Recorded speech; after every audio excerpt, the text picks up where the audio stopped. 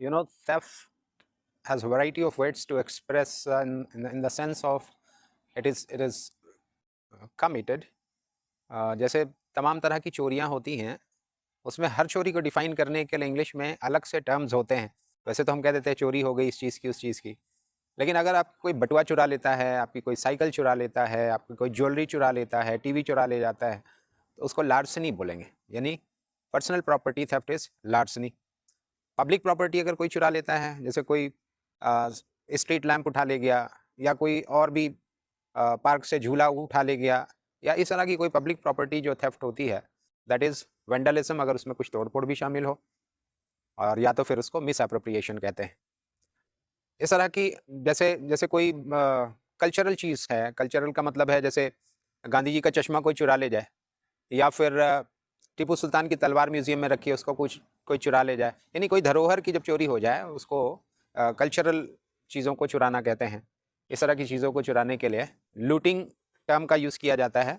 लूट का मतलब तो वैसे लूटना भी होता है, लेकिन इस तरह की चोरी के लिए भी लूट वर्ड को यूज़ करते हैं। सो लूटिंग इज़ कल्चरल थेफ्ट।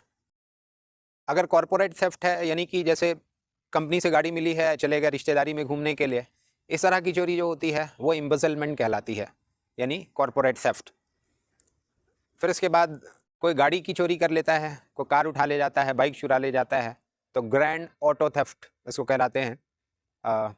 यानी कि व्हीकल की जब चोरी होती है तो ग्रैंड ऑटो थेफ्ट का टर्म यूज़ करते हैं।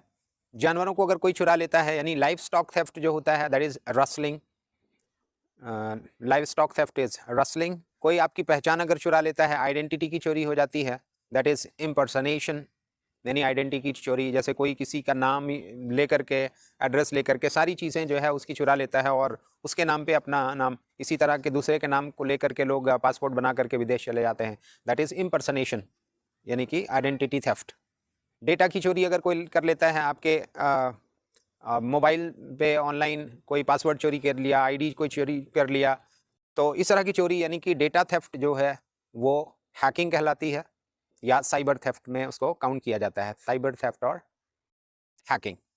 फिर यूटिलिटी थेफ्ट होता है, जैसे कि कोई बिजली का इस्तेमाल करता है, मीटर में टैंपरिंग कर दिया, या इस तरह की और भी कोई यूटिलिटी है, मोबाइल का बिल है, टेलीफोन का बिल है, इसमें कोई टैंपरिंग होती है या उसमें कोई चोरी करने की कोशिश होती है, दैट इज़ डायवर्जन। तो इस तरह से मैंने आपको अलग अलग तरह की चोरियों के बारे में बताया है कि किस तरह से अलग अलग टर्म्स डिफरेंट थेफ्ट को डिफाइन करते हैं। I hope that this will help you to understand variety of thefts in English language. Thank you for watching the video.